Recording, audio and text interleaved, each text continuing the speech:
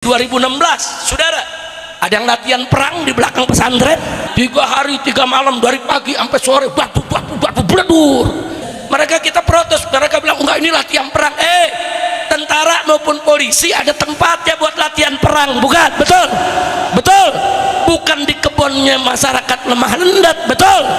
Begitu saya di penjara, mereka penasaran mau bongkar ini pesantren, bagaimana caranya? 257 warga Megamendung, baik yang rakyat biasa maupun yang pejabatnya, diperiksa di Mabes Polri, saudara. Saya pernah di kamar di Rumah Putih, di kamar saya, tempat saya sholat, ditembak, saudara, bolong, saudara, sniper. Tapi alhamdulillah Allah kasih kita selamat. Ada 300 orang dilibatkan. Kuntit Habib Rizik, ikuti, awasi, kalau perlu habisi.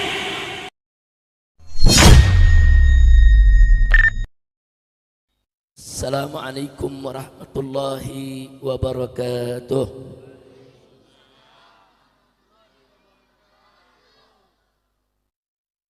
Bismillah, walhamdulillah, wala hawla wala quwwata illa billah.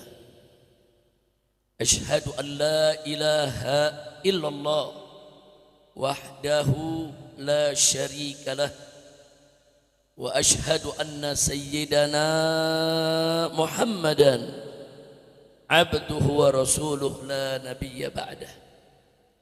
Allahumma salli wa sallim wa barik ala sayyidina wa habibina wa syafi'ina wa maulana nabiyyina Muhammadin wa ala alihi adh-dhakirin at-tayyibin wa ashabihi al-ghurril mayamin wa man tabi'ahum bi ihsanin ila yaumiddin, amma ba'd.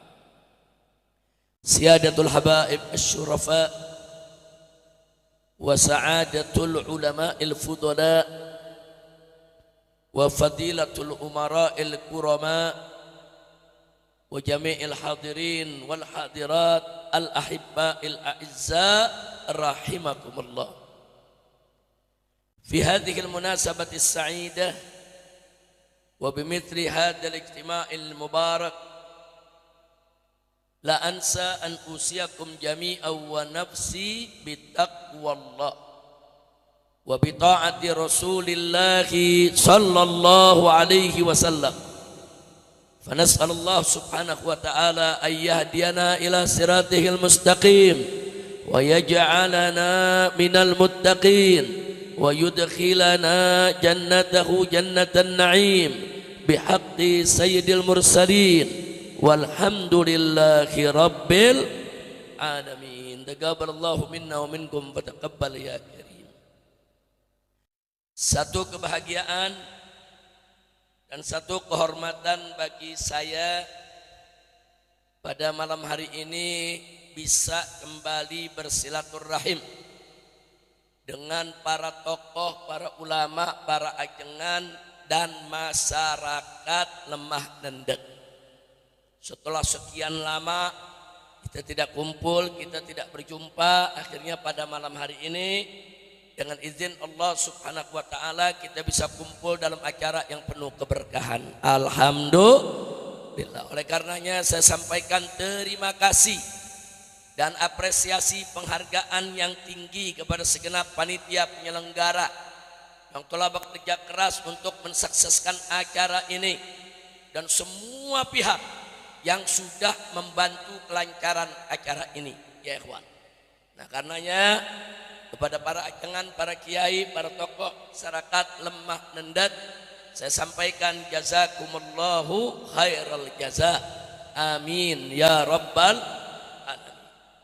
Dan kebahagiaan lain yang saya rasakan pada malam hari ini, saya lihat di sini para ajengan, para kiai, para ulama kumpul bersatu padu bersama para habaib. Alhamdulillah. Jadi ketika pada saat adanya upaya-upaya adu domba, upaya-upaya mecah belah antara habaib dan ulama dan kiai, tapi tetap di lemah nendet ini khususnya di Sukakali, di Megamendung, Bogor, semua alhamdulillah sampai saat ini para ulama dan para habaib tetap bersatu. Alhamdulillah. Nah maka itu saya mau tanya semua, lihat habaib sama kiai jangan bersatu, senang tidak? Bagus tidak? Ridho tidak? Dukung tidak? Takbir. Sallu ala nabi. Nah, jadi sekali lagi saya ucapkan terima kasih kepada panitia yang luar biasa pada malam hari ini telah menggelar acara ini. Hadir bersama kita di sini ada Habib Hasan Segaf, ada Habib Mahdi Segaf, dan ada tokoh lemah nendek kita Habib Thoriq bin Syahab. Dari semenjak awal saya dirikan pesantren Markas Syariat, beliau-beliau ini yang banyak membantu kelancaran.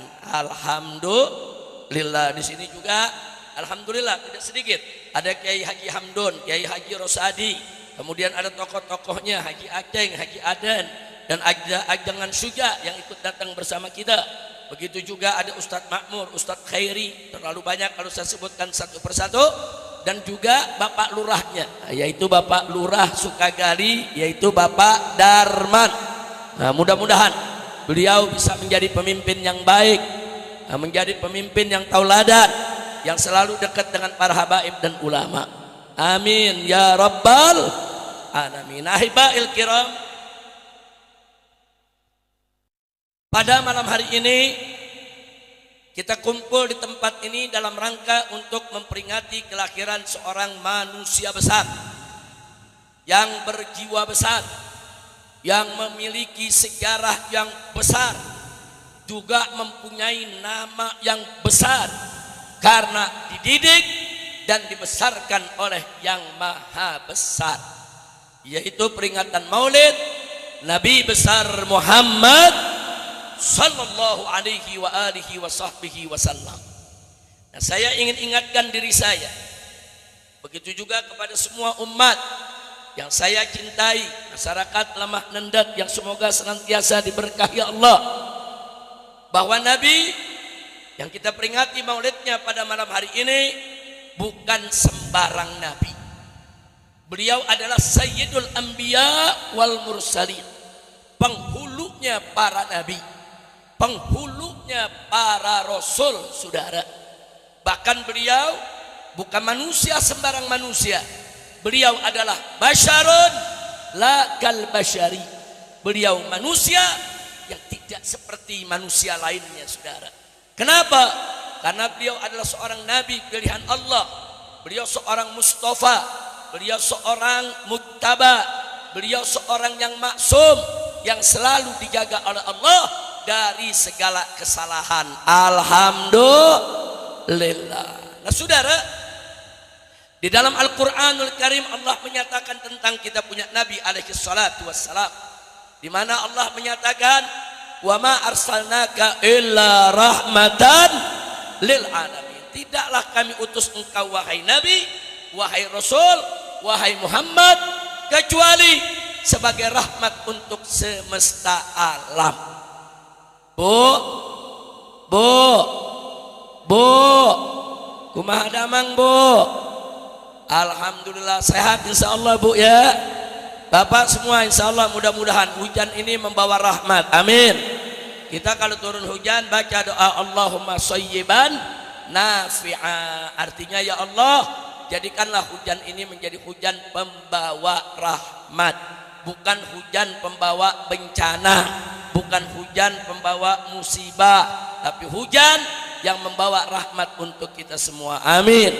Dan mudah-mudahan setiap tetes air hujan yang malam hari ini menimpa kita dalam acara peringatan Nabi ini, Allah jadikan sebagai tetesan rahmat dari Allah yang akan menghapus segala dosa kita. Amin. Memaafkan segala kesalahan kita. Amin. Menyembuhkan segala penyakit kita. Amin ya rabbal alamin. Lanjut. Baik saudara, jadi kalau Allah mengatakan Nabi itu rahmat untuk semesta alam, saudara, ini sekaligus menjadi dalil bukti buat kita bahwa Nabi kita itu seorang al-insanul kamil, manusia yang sempurna. Kenapa? Karena kalau Nabi tidak sempurna, mustahil menjadi rahmat untuk semesta alam. Enggak main-main, rahmat untuk semesta alam. Apa itu arti semesta alam? Al-alamin dalam bahasa Arab itu maknanya masih wallah. Apa saja selain Allah. Artinya semua makhluk ciptaan Allah yang ada di alam semesta ini semuanya adalah al-alamin. Nah, Nabi kita diutus oleh Allah sebagai rahmat untuk mereka semua, saudara. Untuk alam manusianya, untuk alam jinnya, untuk alam malaikatnya, untuk alam haywanatnya, untuk alam tumbuhannya, untuk apa saja yang ada di alam semesta ini. Alhamdulillah. Shallu ala nabi. Nah, kemudian saudara, di ayat yang lain Allah nyatakan faqala ta'ala qad ja'akum nurun wa kitabun mubin. Qad ja'akum minallahi nurun wa kitabun mubin. Allah nyatakan apa? Telah datang kepada kamu sekalian dari Allah subhanahu wa ta'ala dua perkara, saudara. Yang pertama nurun, sang cahaya. Yang kedua kitabun mubin, yaitu Al-Quranul Karim, saudara. Nah, para ulama menafsirkan siapa ini sang cahaya, saudara. Maka mereka menyatakan dalam tafsirnya bahwa yang dimaksud sang cahaya tidak lain dan tidak bukan adalah Nabi kita tercinta Sayyiduna Muhammad sallallahu alaihi wa alihi wa sahbihi wasallam. Nah, lagi-lagi kalau kita lihat ayat ini, saudara, ini juga menjadi bukti, dalil kalau Nabi adalah manusia yang sempurna. Kalau beliau tidak sempurna, banyak dosa, banyak salah, banyak kekurangan, Allah enggak katakan dia sebagai nur, sebagai sang cahaya. Ini yang nyebut Nabi sebagai sang cahaya adalah Allah yang maha sempurna, Allah yang maha mengetahui apa yang dilakukan dan diucapkan Nabi depan umatnya dan apa yang diucapkan dilakukan oleh Nabi di belakang umatnya, saudara. Bahkan Allah maha mengetahui apa yang ada di benak pikiran Nabi, saudara. Allah yang maha tahu itulah yang menyatakan bahwa Nabi nur, sang cahaya. Alhamdulillah. Kira-kira jelas tidak? Paham tidak? Alhamdulillah, luar biasa, saudara. Nah, kemudian di ayat lain lagi, saudara, Allah menyampaikan kepada kita tentang keagungan akhlak Nabi. Wallahu subhanahu wa ta'ala qala wa innaka la'ala khuluqin azim. Sesungguhnya engkau wahai Nabi, engkau wahai Rasul berada di atas akhlak yang azim atau memiliki akhlak yang azim, agung. Allah tidak mengatakan akhlak yang hasan, yang bagus, yang indah. Allah juga tidak mengatakan akhlak yang thayyib, tapi yang Allah katakan adalah akhlak yang azim. Kalau sudah disebut azim berarti ya hasan juga, thayyib juga, indah, bahkan sempurna. Itulah Nabi kita Sayyiduna Muhammad sallallahu alaihi wasallam. Begitu saya mau tanya semua, bangga tidak punya Nabi sempurna? Bersyukur tidak? Senang tidak? Takbir, sallu ala nabi. Ini sengaja saya sampaikan di awal ceramah, Pak Bu, ya, karena anak-anak kita nih sekarang nih banyak dirusak oleh medsos. Banyak Gen Z kita bergurunya bukan ke ajengan, bukan ke kiai, bergurunya ke Syekh Google. Ada Syekh Google, ada Syekh AI, ada Syekh Grok, nah, ada Syekh apalagi Chat GPT. Nah, saudara, jadi sekarang ini banyak saudara yang bergurunya ke medsos. Jadi bergurunya bukan ke ajangan Sujai lagi, bergurunya bukan ke Habib Hasan lagi. Ditanya belajarnya dari mana? Dari handphone pakai AI. Inna lillahi wa inna ilaihi rajiun. Pakai Google boleh, pakai AI boleh. Saudara boleh, bukan nggak boleh. Saudara pakai medsos silakan, tapi tetap kita harus ada di bawah pengawasan seorang guru, seorang syekh, seorang ustadz, seorang ajengan yang tetap bisa menjaga kita, jangan sampai kita tersesat jalan. Betul? Nah, begitu saya mau tanya semua, siap ikut ajengan, siap ikut kiai, siap ikut ulama? Takbir. Saudara, ini negara kita ini sekarang kacau balau. Kenapa? karena banyak umat ninggalin ulama. Ulama jangan ditinggal, jangan kurang ajar kepada ulama. Saudara, kenapa Nabi mengatakan dalam hadisnya, al ulama warasatul anbiya. Ulama itu pewaris Nabi. Jangan sembarangan. Kalau disebut pewaris para nabi, itu kedudukannya tinggi, saudara. Mereka mewarisi ilmunya para nabi, mewarisi akhlaknya para nabi, mewarisi kewajiban dakwahnya para nabi, mewarisi sekaligus resiko perjuangan para nabi, saudara. Maka itu saya mau tanya, ulama kedudukannya tinggi tidak? Tinggi tidak? Jawab yang kompak. Ulama itu tinggi kedudukannya tidak? Alhamdulillah. Oh, enggak sampai di situ, saudara. Saudara, ulama-ulama yang istiqomah di jalan Allah pasti mereka takut kepada Allah, saudara. Jadi kalau kita ditanya, Habib, bagaimana cara bedain ulama yang benar sama enggak benar? Gampang, lihat aja mana yang takut kepada Allah. Karena Allah berfirman dalam Al-Quran, faqala ta'ala, innama yakhshallaha min ibadihil ulama. Sesungguhnya hamba-hamba Allah yang betul-betul takut kepada Allah adalah para ulama, saudara. Nah kemudian saudara ada yang protes, tapi Beb, ada juga ulama enggak benar. Ulama yang kadang-kadang yang halal dibilang haram, haram dibilang halal. Ada gak? Ada gak? Makanya berkali-kali saya katakan ulama dibagi dua. Ada ulama, ada ulama-ulamaan. Ayo, ada ulama, ada ulama-ulamaan. Ulama ngajak kita ke sorga, ulama-ulamaan ngajak kita ke sorga-sorgaan. Nah, sekarang saya mau tanya, ibu, bu, terang tak terang? Sadayana ngertos? Paham? Nah sekarang saya mau tanya nih, bu, mau ikut ulama apa ulama-ulamaan? Ayo semua jawab, yang laki juga mau ikut ulama apa ulama-ulamaan? Mau masuk sorga apa sorga-sorgaan? Kalau mau masuk sorga harus ikut ulama. Ulama ngajak kita ke sorga, ulama-ulamaan ngajak kita ke sorga-sorgaan. Bu, paham bu ya?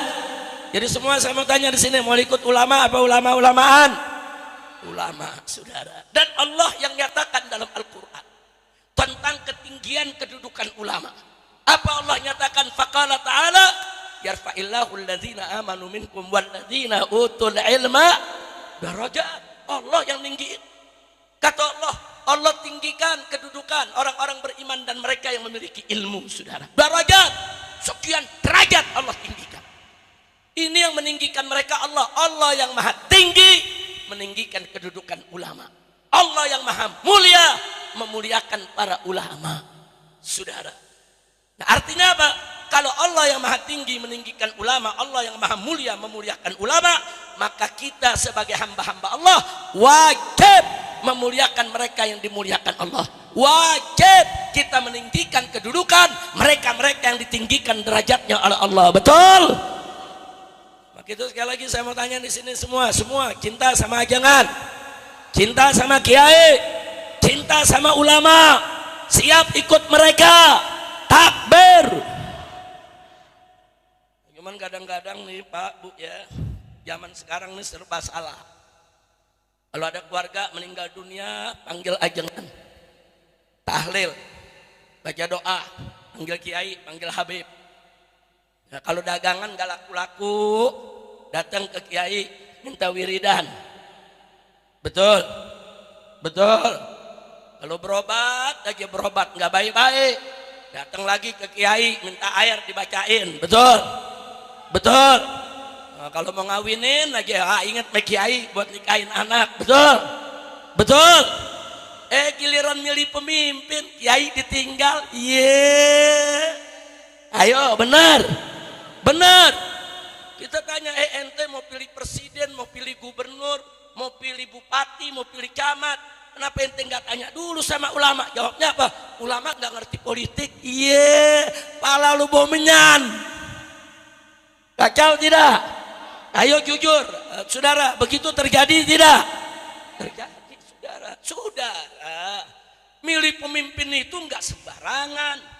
Saudara, itu lebih penting daripada sekedar ngedoain orang sakit, daripada sekedar tahlilin orang meninggal. Saudara, ini menyangkut kepemimpinan umat. Kalau kita salah pilih, bisa sekian lama kita menderita. Betul? Betul? Tanya ulama, tapi Habib, ulama kan nggak ngerti politik. Walaupun ulama nggak ngerti politik, ulama-ulama istiqomah yang takut kepada Allah, mereka punya nurul basirah, mereka punya cahaya hati. Saudara, saudara, mata ini ada dua, ada mata kepala, ada mata hati. Mata kepala ini yang bisa kita lihat di sekitar kita, saudara. Mata hati bisa melihat, saudara, yang nggak dilihat oleh orang lain. Jadi hati-hati. Ulama itu punya nurul basirah. Apalagi ulama-ulama yang taat, yang soleh, yang sholat tahajudnya nggak tinggal, malam hari dia bangun, saudara. Jangan sembarangan. Ulama begini punya cahaya hati. Dia bisa lihat, oh ini calon pemimpin nih, kelihatannya doang nih, luarnya bagus nih. Oh ini dalamnya bahaya. Hati-hati, saudara. Betul, betul. Karena zaman sekarang, maaf Pak Bu ya, kadang-kadang ada kelompok namanya kelompok semangka. Tahu buah semangka? Luarnya hijau, kita pikir Islam. Begitu dibelah merah PKI. Ada gak yang begitu? Ada gak yang begitu? Luarnya Islam. Orang kalau lagi mau pilkada, lagi mau pilpres, semua saudara itu calon-calon semua jadi santri. Semua pakai sorban. Ketemu kiai cium tangan, cium kaki kalau perlu. Begitu jadi kiai dicuekin. Iya. Kacau tidak? Ayo jawab yang keempat, kacau tidak? Kacau tidak? Makanya besok-besok kalau milih pemimpin, saudara mau pilih RT ke, RW ke, lurah ke, kepala desa ke, bupati ke, camat ke, apalagi presiden, termasuk juga anggota dewan, saudara, tanya ulama kita, setuju tidak? Siap ikut ulama? Siap ikut kiai? Siap ikut ajengan? Takbir, sallu ala nabi. Nah, ini gara-gara ulama nggak diikutin, yang begini nasib kita sekarang, saudara. Masya Allah, korupsi makin menjadi-jadi. Betul, betul. Penggusuran makin seenaknya, tanah rakyat diambil. Betul, betul. Bo, orang lemah nendek juga ada yang tanahnya diambil nih, yang belum diganti. Ayo ngaku dah, ngaku. Tapi nggak usah khawatir, saudara. Insya Allah Allah ganti, amin. Kalau nggak diganti juga kita tuntut di akhirat. Betul, betul. Nah, makanya tadi sudah disampaikan oleh Habib Thoriq, umat harus bersatu, bersatu di bawah komando para ulama, di bawah komando para kiai. Saudara, ulama itu, saudara, di Indonesia berjuang dari sebelum ada polisi, dari sebelum ada tentara, dari sebelum Indonesia lahir.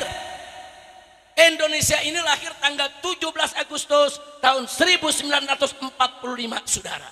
2014, selama 10 tahun kita dipimpin oleh presiden. Siapa itu nama itu kemarin?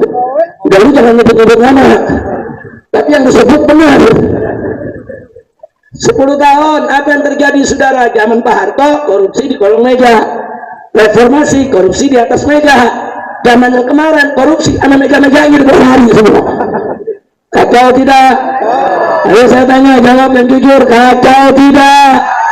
Kacau tidak? Kondisi semacam ini biarkan atau lawan? Biarkan atau perbaiki? Biarkan atau kita ubah? Siap berjuang? Akbar. Ada yang bertanya, Habib, bagaimana cara rubahnya? Simple, revolusi akhlak. Revolusi akhlak kita perbaiki. Orang yang korupsi nggak punya akhlak, saudara, nggak punya akhlak mereka. Orang yang jadi pejabat mau jahat, nggak sopan kepada rakyatnya, tidak punya akhlak, saudara. Dan gawatnya lagi di Indonesia ini, saudara, ada pejabat pengen anaknya jadi presiden atau wakil presiden. Undang-undang nggak boleh karena umurnya belum cukup, jadi robah undang-undangnya. Terus ada jenderal pengen anaknya jadi tentara. Syarat jadi tentara tingginya mesti 160 cm, anaknya tingginya cuma 155. Saudara, aturannya yang diubah supaya anaknya masuk.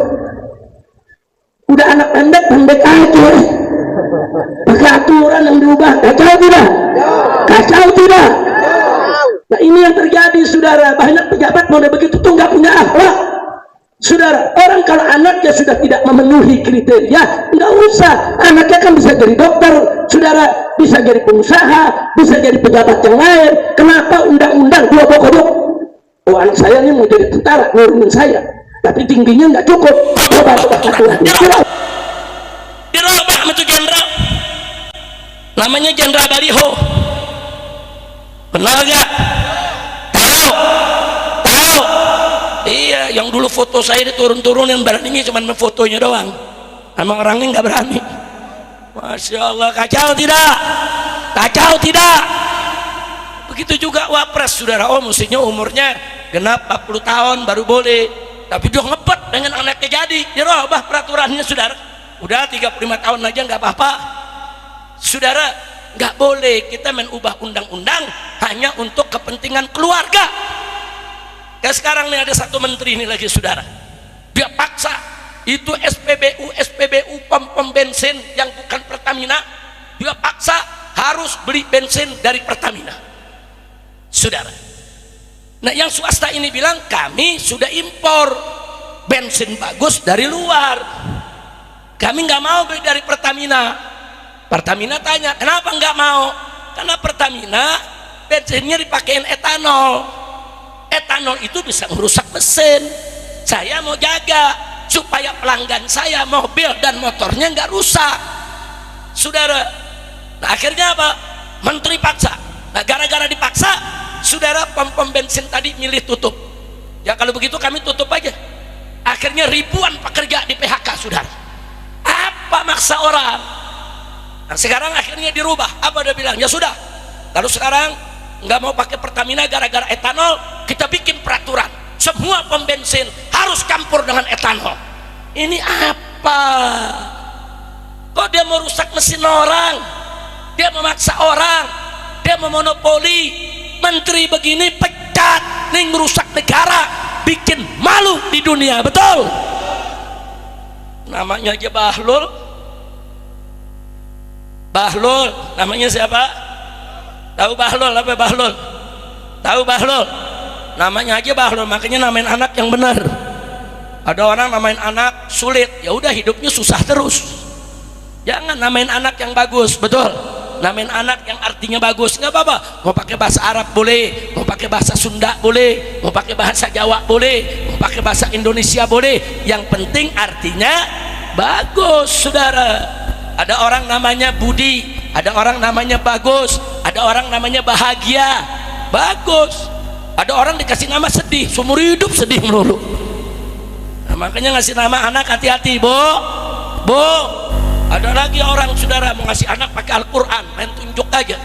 Begitu lihat dia tunjuk, begitu ditunjuk, saudara, namanya Sair. Dia kasih nama Sair. Sair itu nama neraka, bukan syair, bukan Sair, saudara. Ada lagi yang lebih gawat, begitu dia tunjuk, saudara, Dajjal, dikasih nama Dajjal tuh anak. Jangan nama, mau nama yang bagus, tanya ajengan, tanya kiai, tanya ulama, nanti diberikan nama-nama yang bagus, insya Allah. Kira-kira yang saya sampaikan malam ini paham tidak? Sadayana semua saya mau tanya, terang.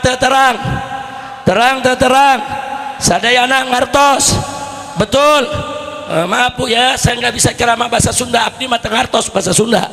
Nah, ngartosnya tetik. Habib Hasan belum ngajarin saya nih bahasa Sunda nih. Nah, mudah-mudahan ke depan kita akan lebih bisa lebih akrab lagi, bisa lebih bersilaturahim, insya Allah. Nah, baik, sebelum saya akhiri, saya ingin sedikit bernostalgia, berbagi cerita, saudara, dalam rangka untuk membangkitkan persatuan kesatuan kita. Saya dulu nggak pernah mimpi kalau saya akan bikin pondok pesantren di perut gunung. Kita bikin di perut gunung, saudara. Yang dulu nggak ada manusia yang tinggal di sana. Paling-paling ada orang petani sore pada pulang, saudara. Memang dulu saya punya tempat, orang bilang itu tempat jin buang anak piara cucu. Nah, itu dia itu tempat saya. Bukan tempat ibu. Kalau tempat ibu udah bagus di sini. Dari dulu listrik udah masuk, betul. Saya masuk 2013 listrik nggak ada, genset juga nggak ada. Saya tinggal dengan saya punya istri almarhumah Syarifah Fadlun. Saya tinggal di sini dari tahun 2013 sampai 2017 sampai saya hijrah ke Mekah.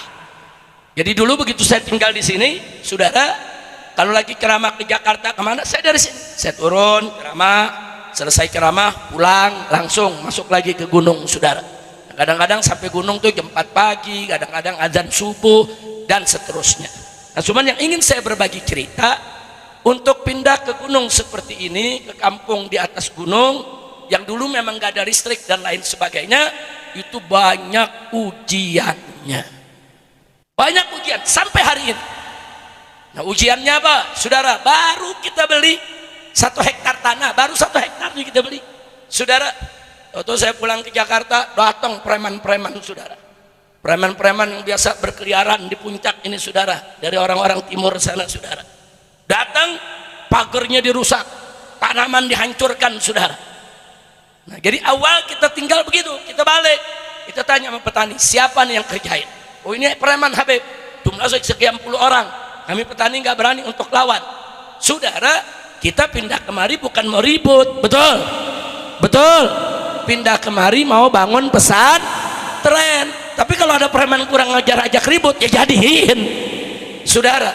Jadi punya pasukan, kita juga punya pasukan, betul, betul. Nah, ini kita hadapi. Bahkan saat itu, saudara, ada oknum kapolsek di wilayah ini, saudara, membela para preman. Ternyata selidik punya selidik, dia punya tanah juga, minta dibayarin. Ya kalau minta dibayarin, minta aja, lu jangan ngeganggu, betul. Nah, akhirnya dia datang, diminta dibayarin, ya kita bayarin, saudara.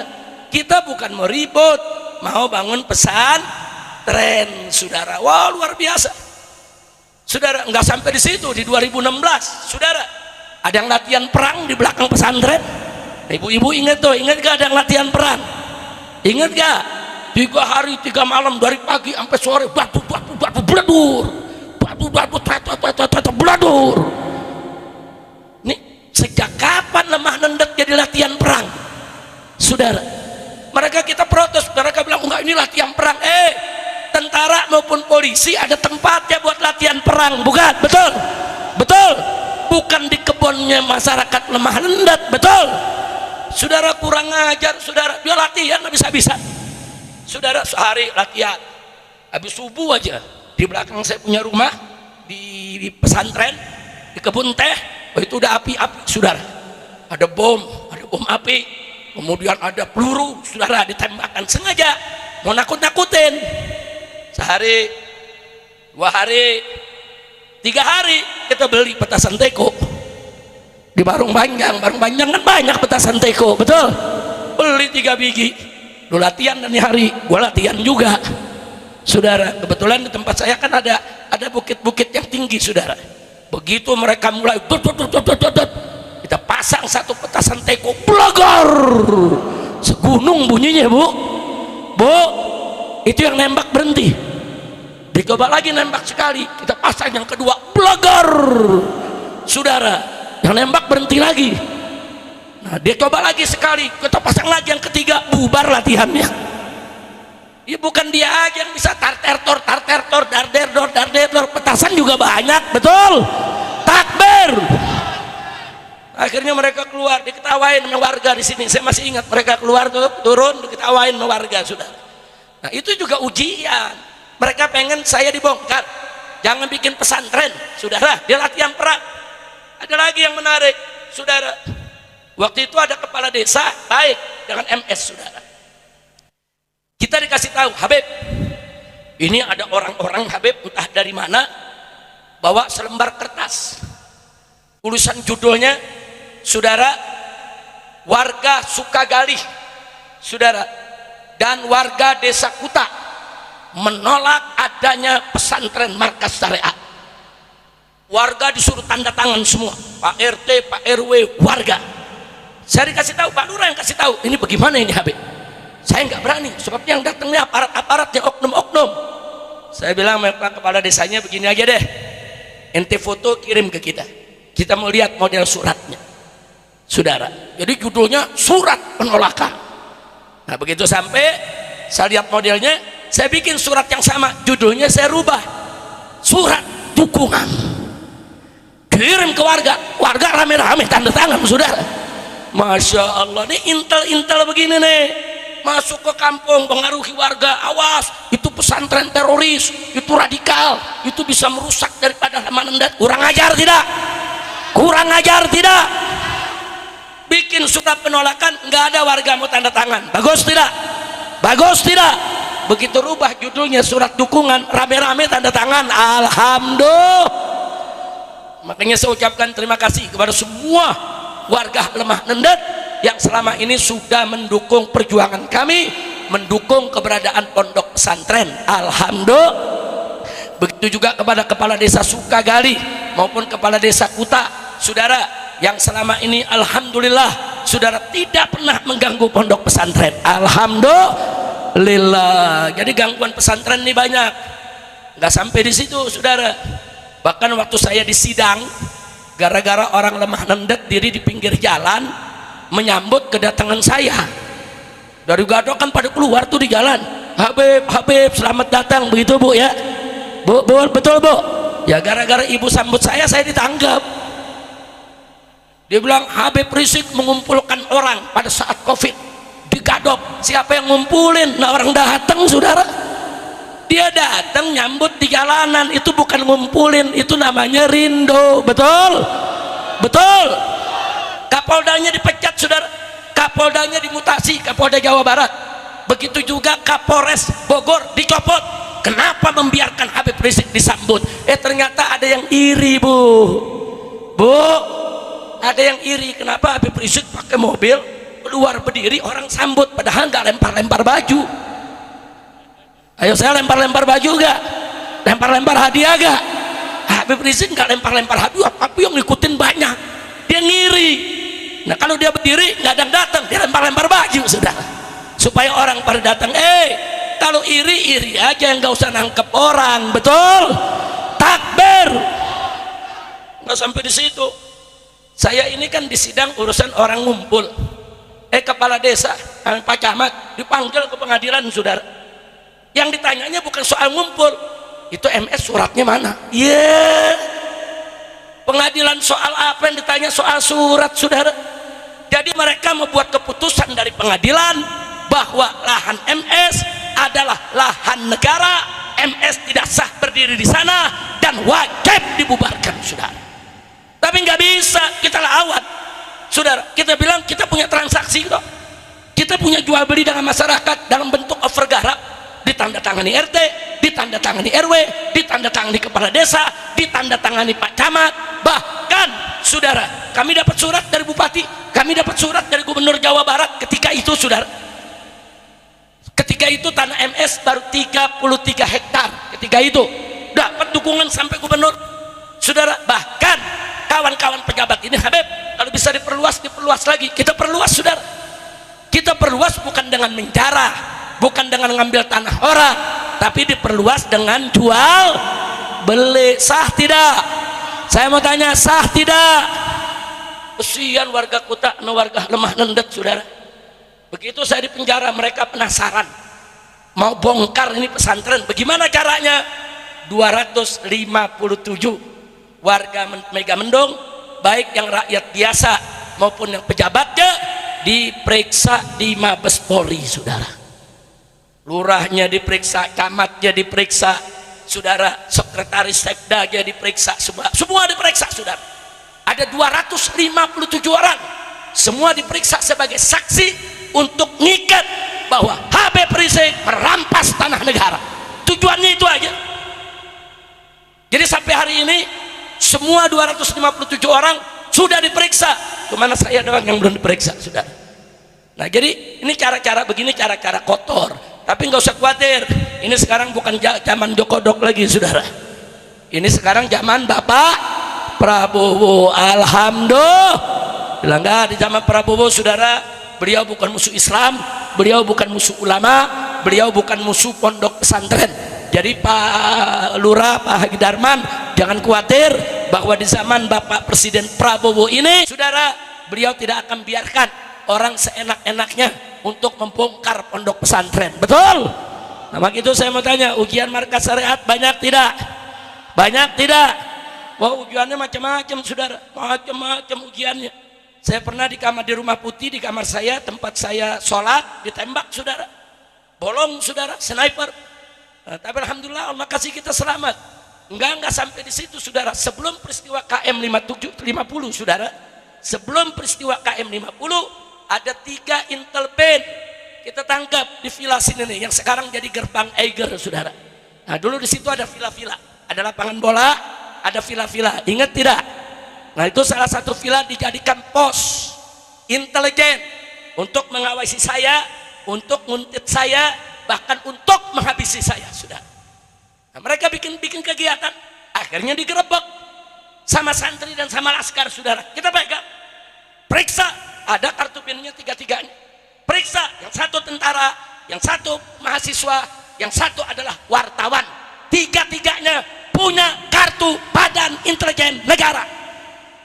Dia pakai mobil, mobilnya kita periksa, ternyata ada 3 plat nomor dia pakai, saudara. Nomornya pakai nomor palsu. Oh, enggak sampai di situ, kita interogasi, enggak, kita enggak colek, kita enggak pukul, kita mau tahu apa yang mereka kerjakan. Ini kejadian hari Jumat, saudara, sore. Laskar dibunuh Sabtu malam Senin pagi dini hari, saudara. Nah, begitu mereka kita periksa, mereka bawa laptop, kita buka, kita sedot isinya, saudara.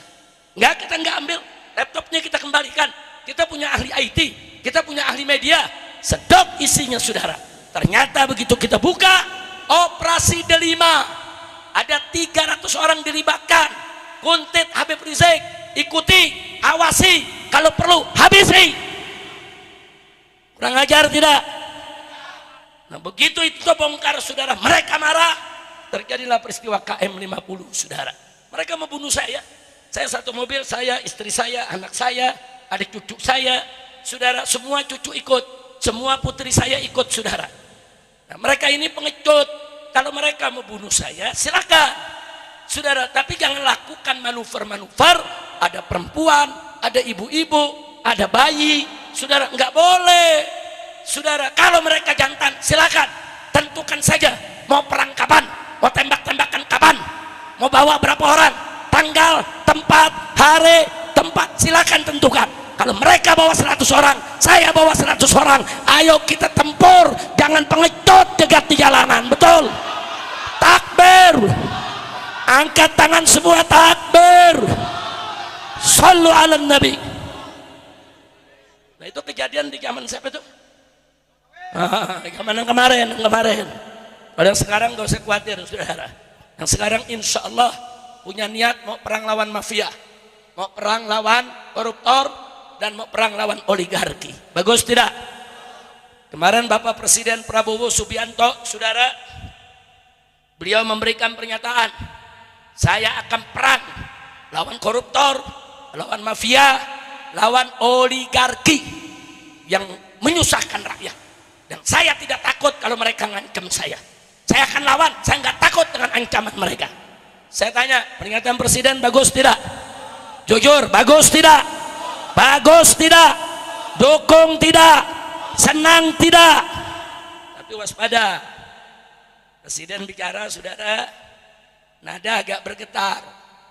Beliau katakan, saya perang lawan mafia, koruptor dan oligarki, saya tidak takut diancam. Kalau Presiden mengatakan tidak takut diancam, isyarat berarti ada yang ngancam, berarti ada yang ngancam, saudara.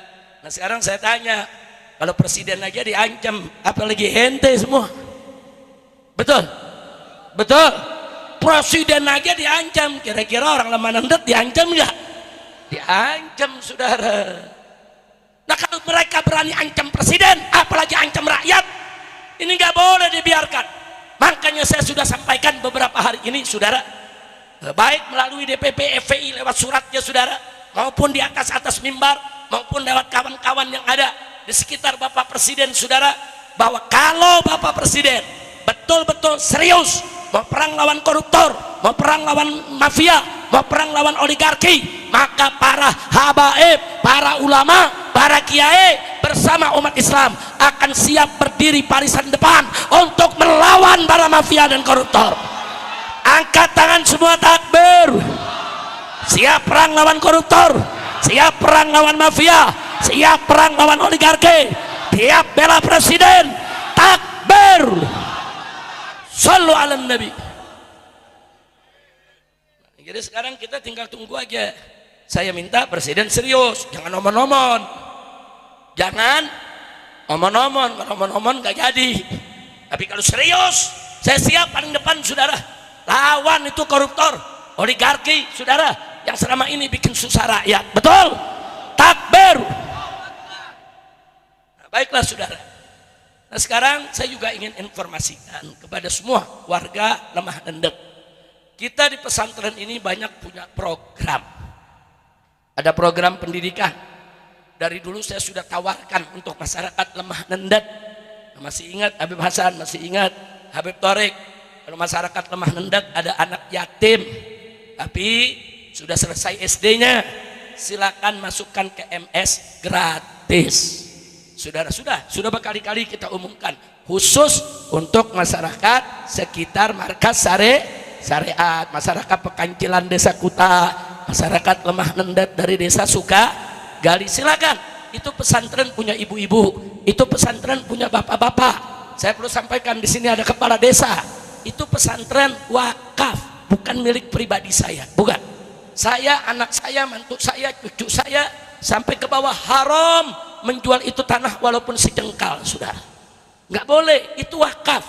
Kalau wakaf itu berarti sudah punya Allah, saudara, untuk kepentingan dakwah. Nah, karena itu silakan masyarakat di sini kalau mau kerjasama dengan markas syariat, silakan. Kalau ada anaknya yang yatim, saudara, yang sudah lulus SD nggak bisa lanjutin sekolah, masukkan, saudara. Di MS dapat ijazah SMP, dapat ijazah SMA, bahkan bisa melanjutkan ke perguruan tinggi. Walaupun pesantren kita pesantren salafiyah. Nah, silakan. Begitu juga para petani, saudara. Dari tahun 2013 saya persilakan. Saya beli tanah dari petani, saya izinkan petaninya bapak kalau masih mau petani juga silakan. Enggak apa-apa. Saya bangunnya masih lama, masih ngumpulin duit. Enggak gampang bangun pondok pesantren. Mungkin bisa 5 tahun lagi, 6 tahun lagi. Mau nanam saja. Tapi lapor ke MS. Kan ada aturannya. Lapor, tanda tangan perjanjian, silakan dia garap. Silakan, nggak perlu repot-repot cari tanah di mana-mana, saudara. Karena sekarang tanah-tanah ini, saudara, lagi diawasi pemerintah. Ada yang dijual kepada pengusaha-pengusaha. Nanti kalau kita garap, kita ditangkap, dibilang kita ngerambah, saudara. Kita sediakan lahan MS saat ini diplot 100 hektar, saudara. Silakan, banyak luas. Yang mau nanam silakan. Bahkan saya senang kalau warga di sini nanam. Kenapa saya senang? Nanti warga bantuin saya jaga keamanannya. Bu,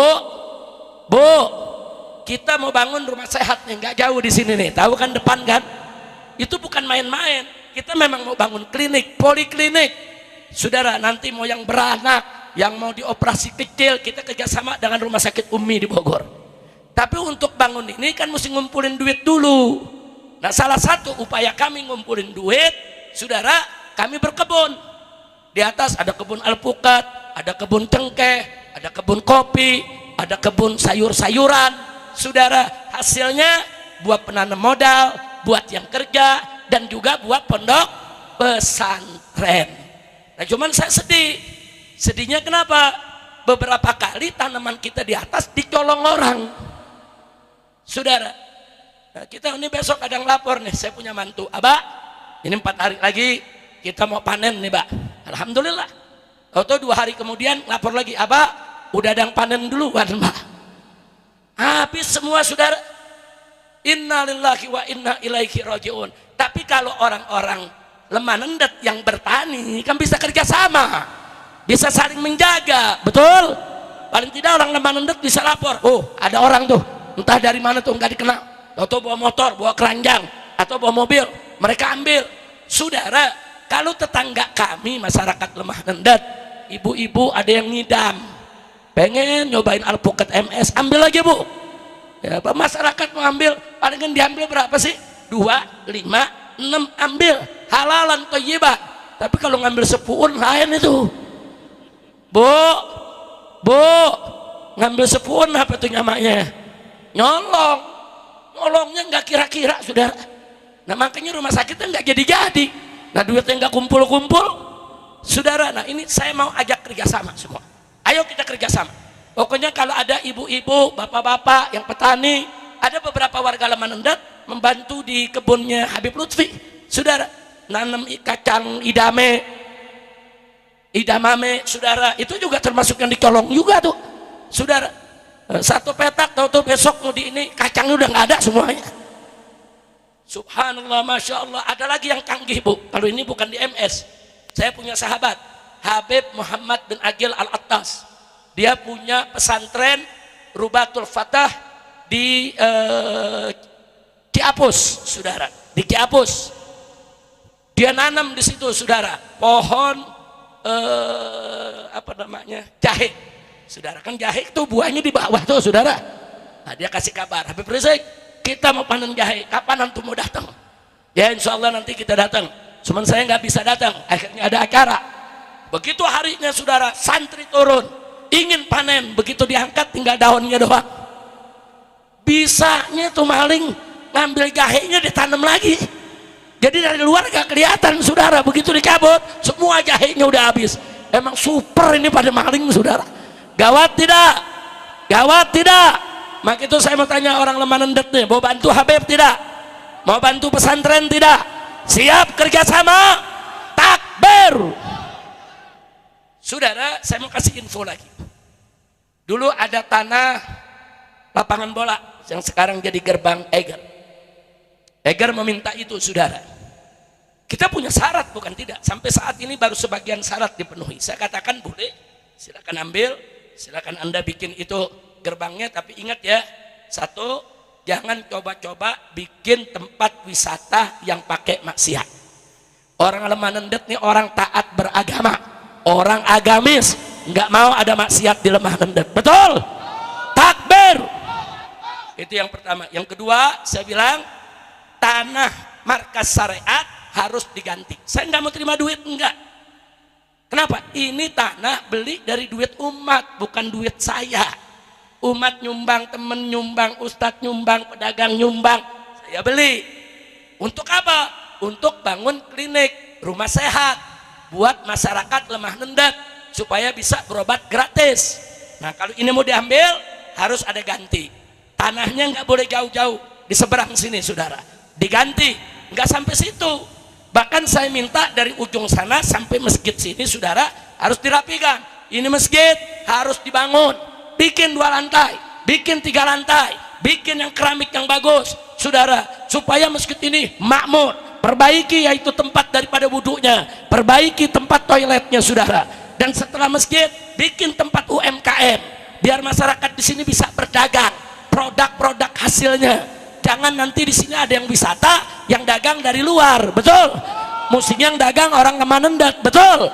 Jadi saya minta komplek ini sampai masjid, sampai depan ada rumah sakit, ada UMKM, ada masjid. Wilayah masjid mesti diperluas, setuju tidak? Setuju tidak?